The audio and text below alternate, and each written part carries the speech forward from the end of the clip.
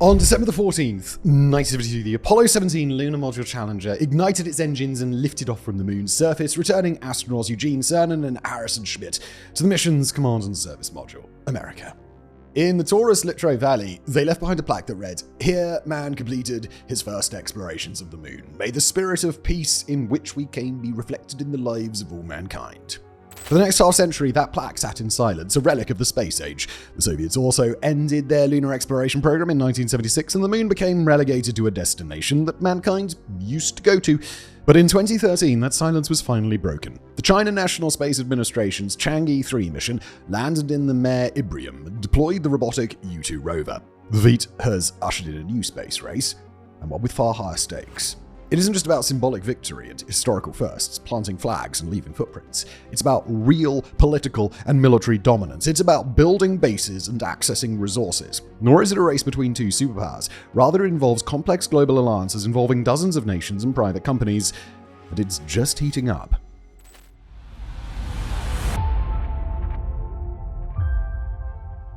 While the new race to the moon involves far more countries than the 20th century space race between the United States and the Soviet Union, it still has evolved into two main camps, one revolving around NASA's Artemis program and the other around a joint effort by Roscosmos and China National Space Administration called the International Lunar Research Station.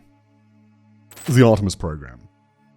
The West's moonshot is defined by the Artemis program, spearheaded by the United States. As NASA's original moon exploration program was named after the Greek god Apollo, the new effort has been named for his twin sister. However, unlike Apollo, Artemis is not just about visiting the moon. Its goal is the establishment of a sustainable, long-term human presence, which will serve as a stepping stone for human missions to Mars. Artemis's goal and philosophies aren't the only things that have changed either. So has the technology. While Apollo used the Saturn V rocket and Command and Service Module, or CSM, Artemis relies on the Space Launch System, or SLS, and the Orion spacecraft. The SLS is a super heavy lift rocket designed to carry the Orion into space.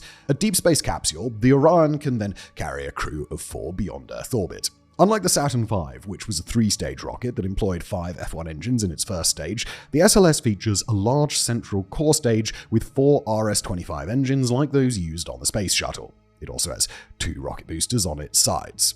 With this updated architecture, it produces 15% more thrust at liftoff than the Saturn V, despite being a full 13 meters or 43 feet shorter.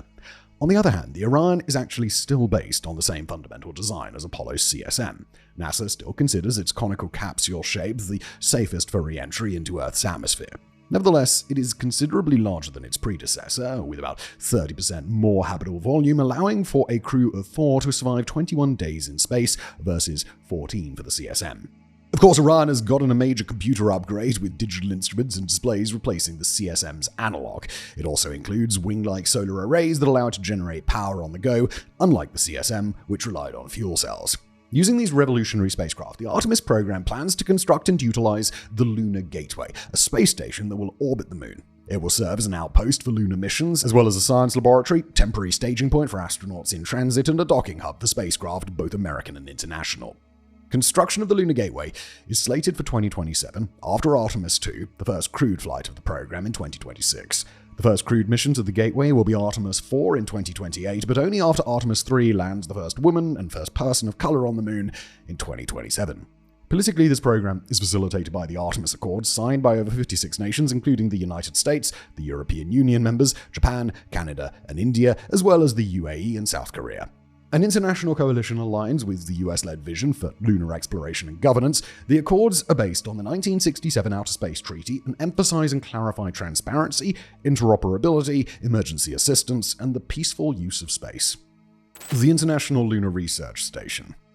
In 2017, China and Russia announced their alternative to the Artemis program, the International Lunar Research Station. It combines Roscosmos's long history of lunar exploration with the China National Space Administration's recent successes. In fact, the ILRS continues the two nations' legacy of notable firsts. The Soviet Union's Interkosmos Space Agency achieved the first lunar impact with Luna 2 in 1959, the first soft landing on the lunar surface with Luna 9 in 1966, and the first deployment of a robotic rover with Luna 17 in 1970.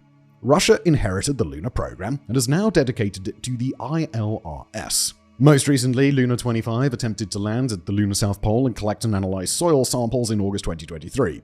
Unfortunately, though, it crashed into the surface 400 kilometers or 250 miles away from its intended landing site, but Roscosmos still plans to launch Luna 26, a lunar orbiter, in 2027, and Luna 27, another lander, in 2028 to support ILRS reconnaissance needs.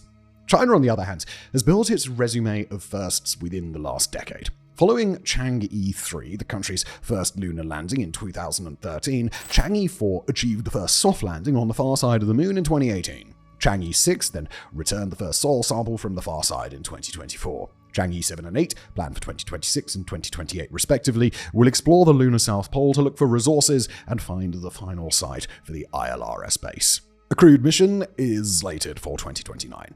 The ILRS has a long-term methodical plan. Phase 1, devoted to reconnaissance and research, is wrapping up this year. Phase 2 is set to begin in 2026. Over the next 10 years, the nations involved will slowly build the base, which will likely be powered by a nuclear reactor. Sustained human presence at the base is Phase 3, set for 2036. For Russia's part, the lunar program currently employs the Soyuz 21B rocket, which is a considerable step up from the Vostok rocket that the first lunar missions used. With a liftoff thrust of 4,500 kilonewtons, or over 1 million pounds, it can carry nearly double the payload to low Earth orbit, 8,300 kilos or 18,300 pounds, versus 4,700 kilos or 10,400 pounds for the Vostok. Incredibly, it can carry more than 8 times the payload to translunar injection, 2,350 kilos or 5,180 pounds versus 280 kilos or 610 pounds for the Vostok. However, Roscosmos still wants to upgrade. Starting with Luna 27, the program will begin using the more powerful Angara A5 rocket. With 9,600 kilonewtons, or 2.2 million pounds of liftoff thrust, it will double the payload weight possible for translunar injection, estimated between 5,400 and 7,500 kilos, or 11,900 to 16,500 pounds. For China's part, the Chang'e program utilizes innovative and highly successful aerospace technology. The Long March 10 Super Heavy Lift rocket, the Lanyu crewed lander, and the Mengzhou deep space spacecraft. Whilst the Long March 10 falls a bit short of Artemis's SLS with 17,500 kilonewtons or 3.9 million pounds of liftoff thrust versus the American rocket's 39,600 kilonewtons or 8.9 million pounds, the Mengzhou gives Orion a run for its money. It features over 40% more habitable volume, 13 cubic meters or 140 cubic feet, versus Orion's 9 cubic meters or 97 cubic feet, despite weighing considerably less, 21,600 kilos or 47,600 pounds versus the American spacecraft's 26,250 kilos or 57,900 pounds. And like Artemis, Russia's prestige in the field of space exploration, combined with China's record of success, has attracted a number of other countries to join the ILRS, 13 in total, including Pakistan, South Africa, Venezuela, Egypt, and Thailand. Welcome to the party. One of the things that sets this century space race apart from its Cold War predecessor is the participation of such a large swath of the international community. It's no longer a competition between the USA and the USSR, or even just the US, Russia, and China. Instead, dozens of other countries have decided to join the party, and some are already making moves with their own space agencies. India's Chandrayaan program.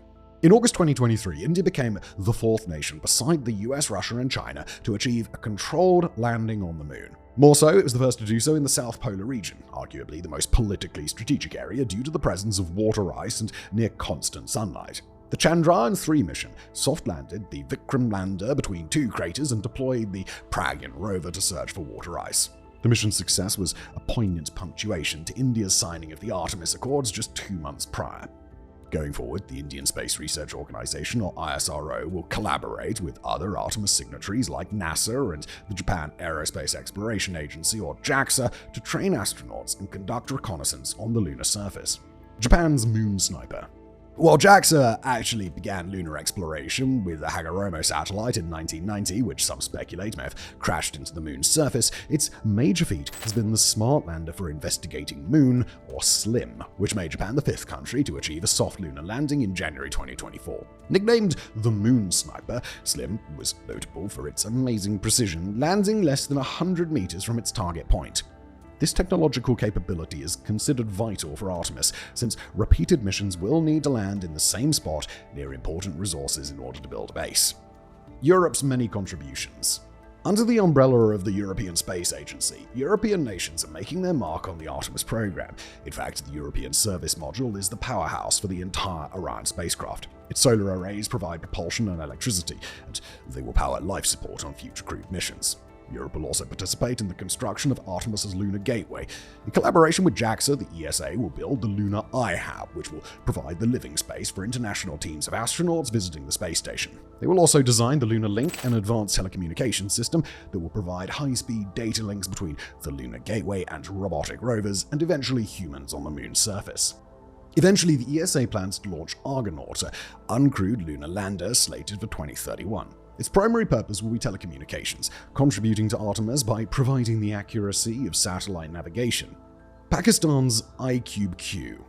Through its Space and Upper Atmosphere Research Commission, or SUPRACO, Pakistan is the only signatory to the International Lunar Research Station so far to directly contribute to the effort with actual space assets. Launched as one of 4 international payloads of China's Chang'e 6 mission, the IQQ is currently operating lunar remote sensing nanosatellites aimed at obtaining detailed images of the lunar surface and collecting data on the lunar magnetic field. SUPRACO is also designing its own lunar rover to accompany China's Chang'e 8 mission in 2028. But it's not just large nations getting in on the action. Smaller countries like the United Arab Emirates and South Korea are making their names in the race to the moon. Through the Dubai-based Mohammed bin Rashid Space Center, the UAE sent its lunar rover named Rashid to the moon in December 2022. In a testament to the international cooperation of the Artemis program, the lander went to space aboard the Hakuto R Mission 1 lander, operated by iSpace, a private Japanese company, and propelled by SpaceX's Falcon 9 Block 5 rocket. Unfortunately, Hakuto R malfunctioned and crashed into the moon, so it could not deploy the Rashid rover. Nevertheless, the UAE announced plans for Rashid 2 in April 2023. Similarly, South Korea put the Korea Pathfinder Lunar Orbiter, or DONORI, into orbit around the moon in December 2022. Launched aboard a Falcon 9 Block 5 rocket from Cape Canaveral, Florida, the mission was part of an ambitious space program that aims to send Korean landers and rovers to the moon from the Naro Space Center in South Korea aboard a South Korean-built launch vehicle by 2032. The program is being done with considerable assistance from NASA, and the DONORI orbiter includes NASA's Shadow Cam, which it is using to search for water ice in permanently shadowed craters. Many other nations are playing a role in both programs, even if they haven't yet or likely won't send any of their own assets to space. For example, Venezuela provides the ILRS with ground station support for tracking and communications. Egypt is currently developing a hyperspectral camera, and Thailand a cosmic ray detection instrument, both for use on China's Chang'e 7 mission in 2026. Soldiers of Fortune. Another aspect of this space race that sets it apart from its counterpart 70 years ago is the deep involvement of the private sector. From established aerospace giants to new startups, this race to the moon is creating an entire industry, altering the economies of nations and turning lunar exploration into a gold rush. The heavy lift revolutionaries. SpaceX, headed by billionaire Elon Musk, has become a household name in part for its participation in the Artemis program. The company's Falcon Heavy rocket, famous for its inaugural launch in 2018 that shot a Tesla Roadster into orbit, is slated to launch the first 2 modules of the Lunar Gateway into space. More significantly, SpaceX will directly participate in Artemis 3 and 4, which will put humans on the moon thanks to the Super Heavy Starship system. Super Heavy is the first stage booster, a reusable rocket powered by 33 Raptor engines. With an insane 74,400 kilonewtons of liftoff thrust, nearly 17 million pounds, more than double that of the SLS, it is the most powerful rocket ever built.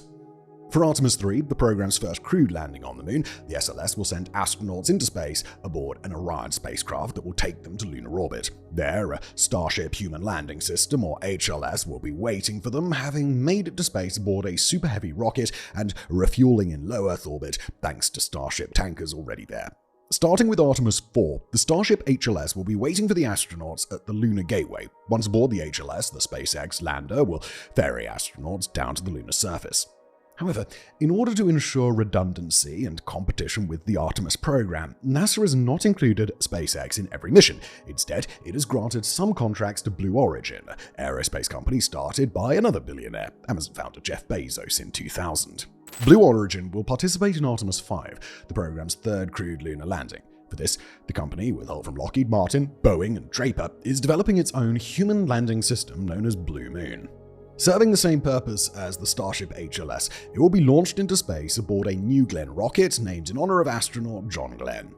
Like Super Heavy, the New Glenn rocket is reusable. However, it has significantly less power than the SpaceX model. 7 BE-4 engines give it 17,150 kilonewtons of liftoff thrust, or 3.9 million pounds, under half of the SLS. This makes its maximum payload much lower, 45,000 kilos or 99,000 pounds versus 150,000 kilos or 330,000 pounds for Super Heavy. The lunar gig economy. These massive launch contracts are one thing, but NASA has really turned the aerospace economy on its head with its Commercial Lunar Payload Services Initiative, or CLPS. Rather than designing, building, and operating its own robotic landers, as is historically done, NASA merely acts as a customer and buys delivery service from a private company to transport its scientific payloads to the moon. The initiative has spawned an entire ecosystem of lunar logistics startups, all vying for NASA contracts. These are sometimes called competimates, a portmanteau of competitor and teammate, due to the fact that despite their roles as industry competitors, they're all contributing to the same mission. As a market solution, CLPS inevitably requires a high tolerance for risk and failure. The early days of the program proved this. In January 2024, the Peregrine lander, designed by Astrobotic, never made it to the moon due to a propellant leak. The next month, the Odysseus lander, developed by Intuitive Machines, successfully reached the lunar surface, the first American spacecraft to do so in over 50 years. But a landing leg broke, limiting its mission. Nevertheless, these dramatic failures are all a part of the plan. NASA hopes that this dynamic will create a survival of the fittest environment where small, agile companies rapidly innovate and take necessary risks, their failures providing new insight for the entire industry. As a result, it did not take long for CLPS's first success. In March 2025, the Blue Ghost lander, developed by Firefly, became the first commercial mission to achieve a fully successful soft landing on the moon when it touched down upright in the Mare Crisium. NASA also hopes this free market approach will make spaceflight, lunar exploration, and the Artemis program more economical. Led by the private sector's focus on reusable launch vehicles, some estimate space travel could ultimately become 100 times cheaper this space race round. Why the rush? Now, the Cold War space race that started in 1955 was mostly symbolic. The United States and the Soviet Union wanted to demonstrate economic, technological, and especially military superiority over the other. This time, the race to the moon is much more practical. It has economic and geopolitical implications. The hunt for water. You may have noticed how many lunar missions I've mentioned so far which have been devoted to looking for water ice.